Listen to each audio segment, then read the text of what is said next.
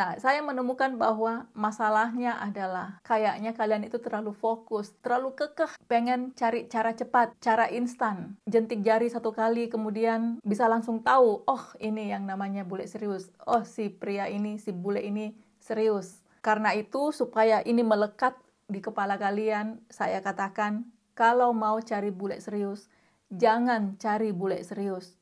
Jangan. Kenapa? Karena ini dunia internet. Karena di sini, di dunia online, semua sudah bercampur aduk. Yang iseng, yang scammer, yang partner aplikasi, yang esek-esek, yang akun fake, yang akun asli, yang avatar, yang AI, semua sudah bercampur aduk. Tidak gampang memang untuk tahu mana yang asli, mana yang real, mana yang serius, mana yang scammer, mana yang sekedar iseng, dan lain-lain. Semua seakan memperlihatkan ciri yang sama. Setidaknya di awal-awal, semua chat setiap hari, semua bilang I want a serious relationship, semua bilang I love you. Mana yang benar? Saya kasih tahu pun, kalian tidak akan bisa melihat. Sama juga kayak misalnya tas branded, tas ori KW1, dengan yang tas asli, ori, benar-benar, semua kayak persis sama. Bagaimana untuk tahu yang benar-benar asli? Hanya orang yang tahu.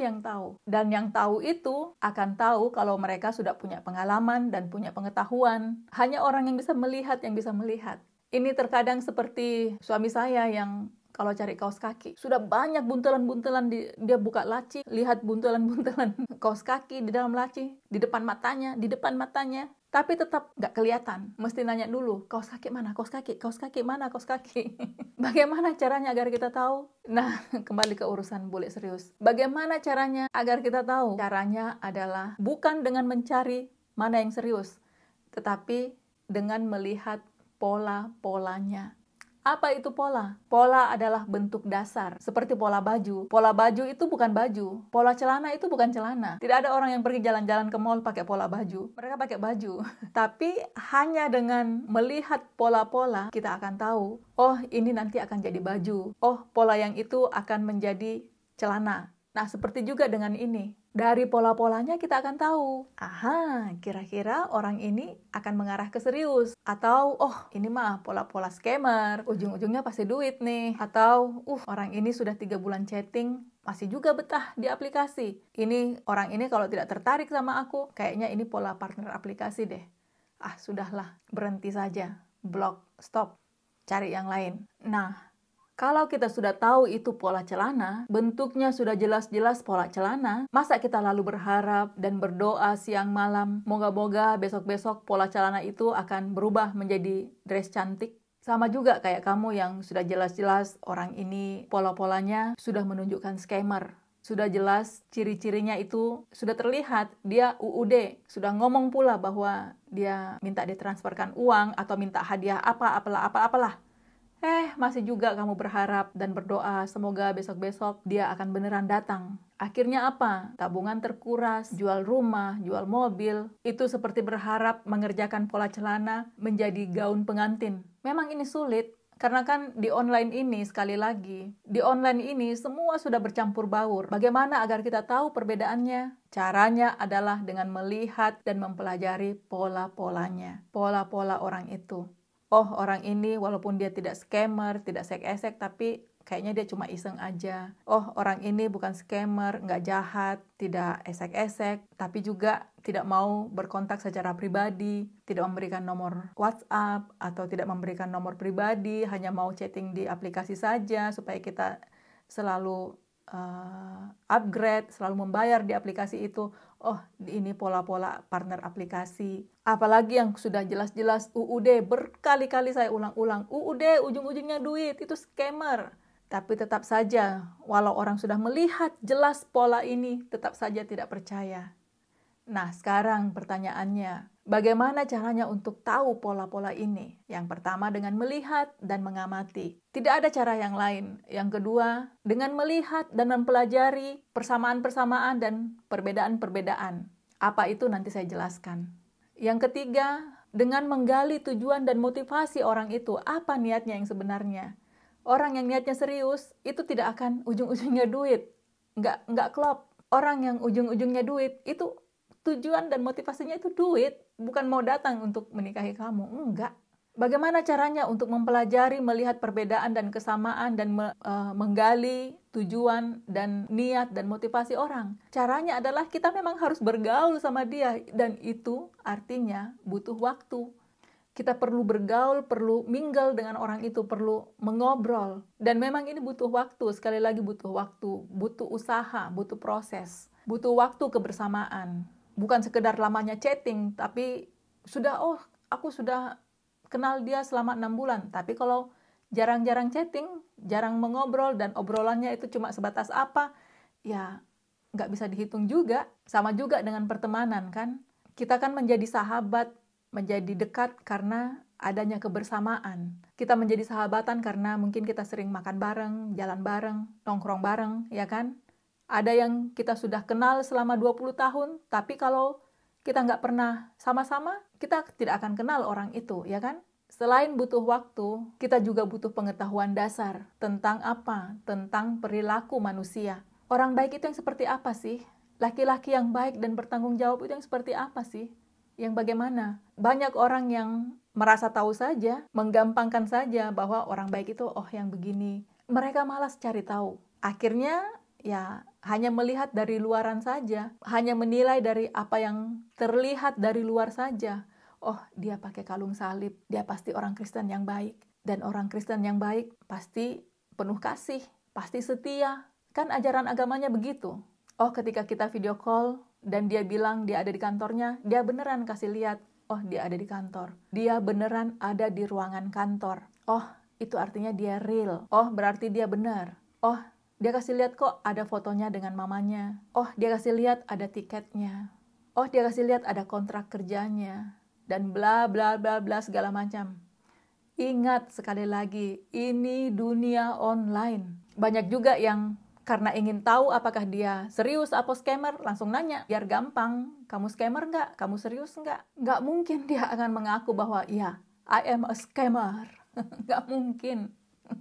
Jadi kalau menurut saya, kalau ada apa-apa ya diiyakan saja dulu. Jangan pakai baper dulu. Sambil itu, kamu juga ngobrol sama yang lain. Tidak apa-apa kan kita ngobrol sama 3 atau 5 orang. Kan kalian belum ketemuan. Masa belum pernah ketemuan, belum ada janji apa-apa, belum ada hubungan apa-apa, sudah mau janji setia? Tidak mau lagi ngobrol sama yang lain. Dari kita berkenalan dengan beberapa orang, mungkin 5 atau 15 orang, entah dalam waktu yang bersamaan atau one by one, pasti kalian akan bisa melihat pola-pola itu. Kalian pasti akan melihat suatu pola tertentu. Pasti kalian akan melihat ada hal-hal yang serupa atau yang mirip-mirip. Mungkin kalian akan melihat ada cerita yang mengingatkan kamu pada seseorang yang kamu chatting 2 atau 3 bulan yang lalu. Atau ada cerita yang, kok kayaknya aku deja vu ya?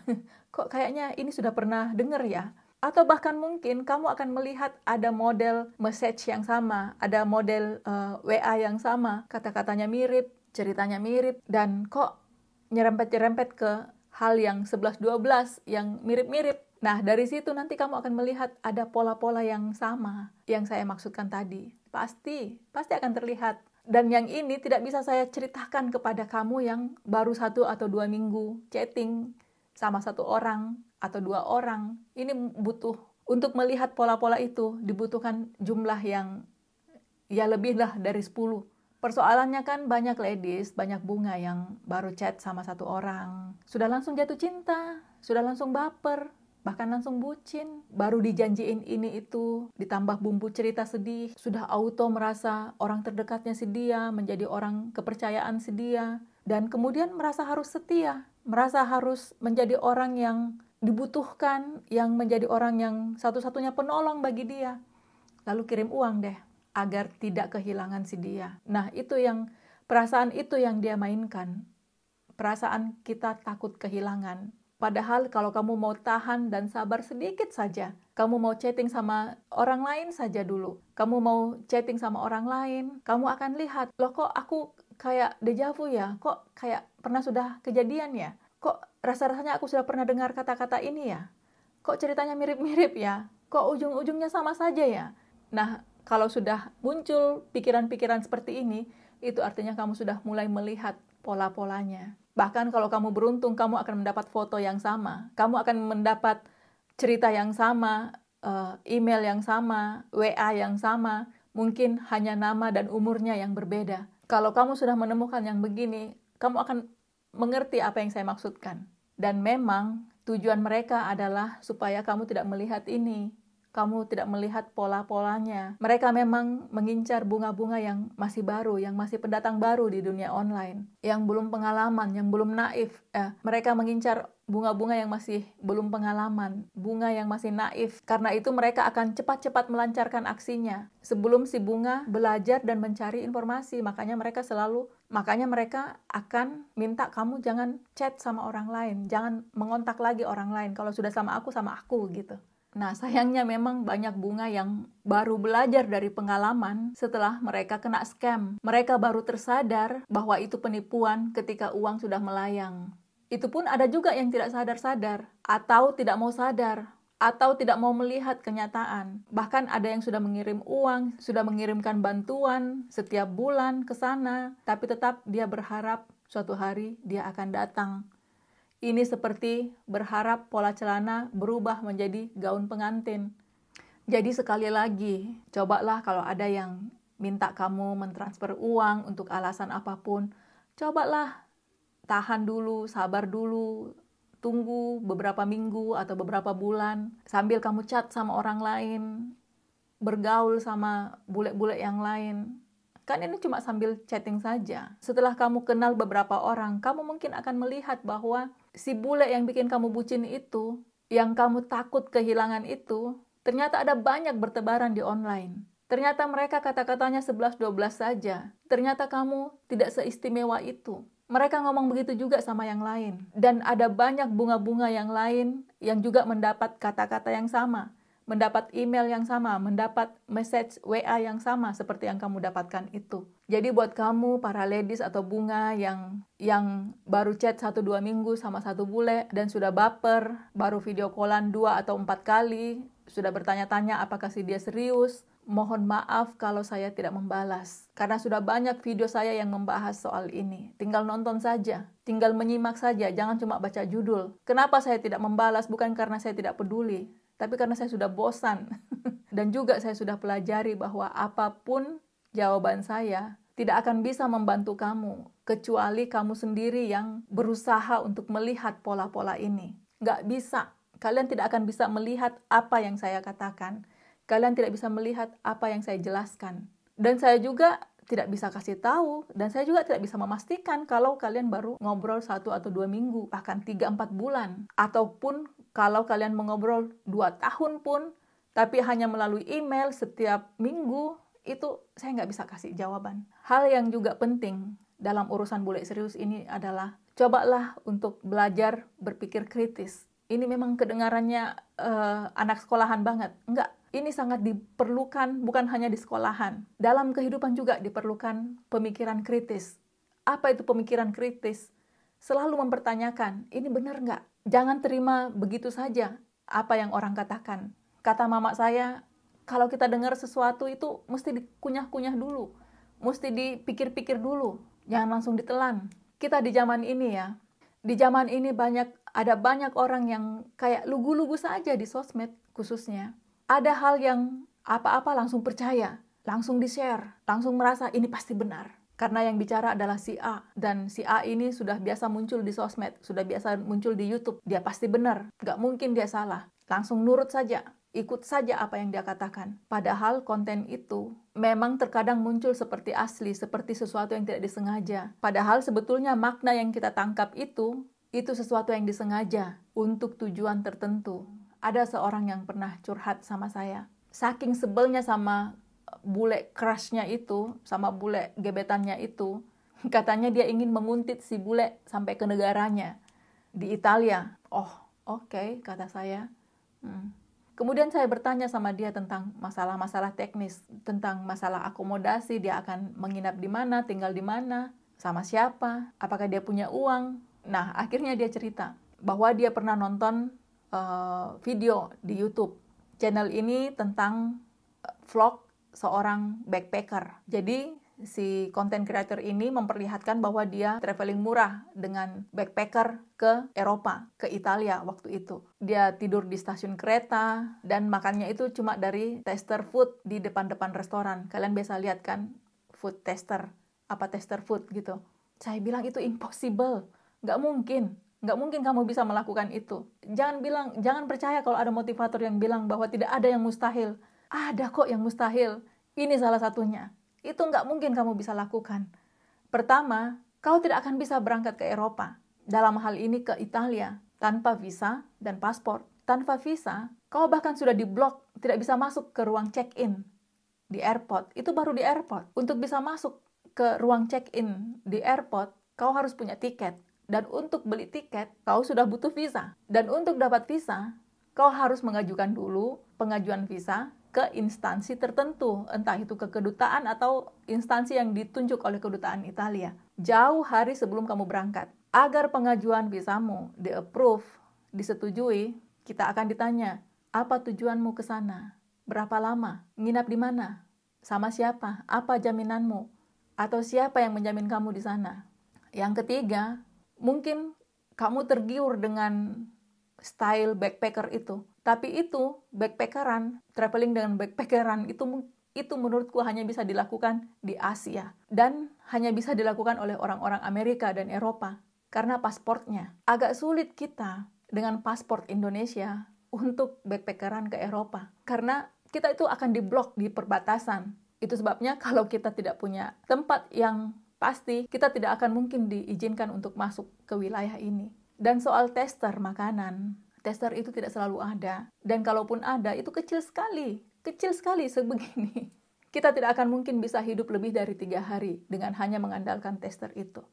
Kata yang curhat itu. Tapi kata si vlogger itu bisa kok. Dia begitu kok di Italia. Kata dia. Ngeyel. Hey, kata saya. Jangan lupa, kemungkinannya dia bikin itu hanya demi konten. Kita kan tidak tahu di luar 20 menit atau 30 menit video itu dia ngapain. Kamu kan nggak tahu. Dia ngapain aja, dia tidur di mana, kamu nggak benar-benar tahu. Yang kalian lihat itu apa yang dia tunjukkan di video. Nah, sama juga dengan urusan bule serius ini. Banyak ladies yang terjebak sama scammer karena kurang berpikir kritis ini. Jadi misalnya si bule mengaku bekerja di perusahaan internasional. Kemudian dia dapat kontrak kerja katanya. Dia kasih lihat kontrak kerja itu. Ternyata proyeknya macet. Dia butuh dana cepat. Kemudian dia minta bantuan kepada si Bunga. Dan dia menjaminkan kontrak kerjanya itu kepada si Bunga. Minta Bunga mencarikan dana. Nanti kan katanya uangnya akan digantikan.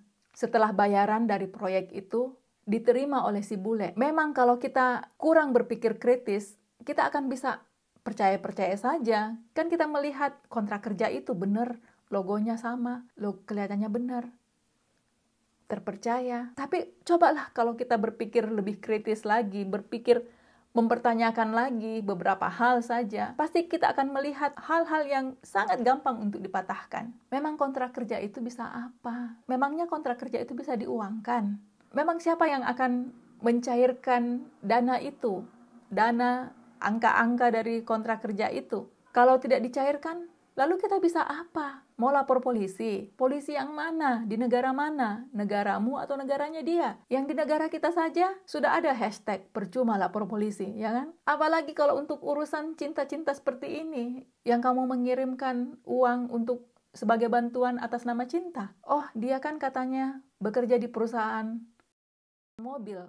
Terus memang mobil bisa apa? CEO mana yang akan mengurusi ketika misalnya kita lapor, hey, kontrak kerja dengan si bule ini kok tidak dicairkan? Kapan akan dicairkan? Biar saya bisa melunasi pinjolku. Paling-paling kalaupun kita bisa menghubungi mereka, mereka akan banting telepon. Ora urus. Itu pun kalau itu benar, ada kontrak kerja itu. Tapi 99% pasti itu palsu. Nah, jadi maksudku begini, jangan mencari bule serius. Cobalah perbanyak saja pergaulan dengan orang-orang bule dulu. Kenal-kenal saja dulu. Kemudian lihat dan pelajari pola-polanya. Sambil kamu jaga diri saja. Jangan lekas baper, apalagi bucin. Nggak usah kirim-kirim apa-apa. Kalau dia meninggalkan kamu karena kamu tidak mau kirim uang itu, nggak apa-apa. Dia pasti orang yang nggak benar.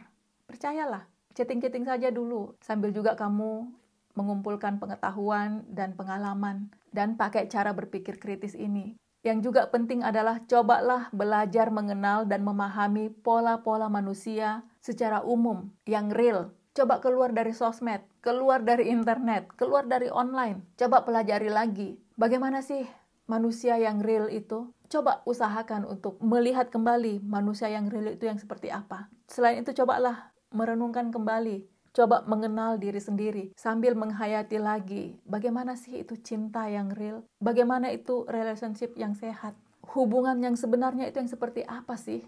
Jangan-jangan kamu sibuk mencari bule serius tapi kamu sama sekali tidak punya pandangan, tidak punya pemahaman tentang apa itu serius, bagaimana itu hubungan yang baik, bagaimana itu relationship yang seharusnya, yang ideal.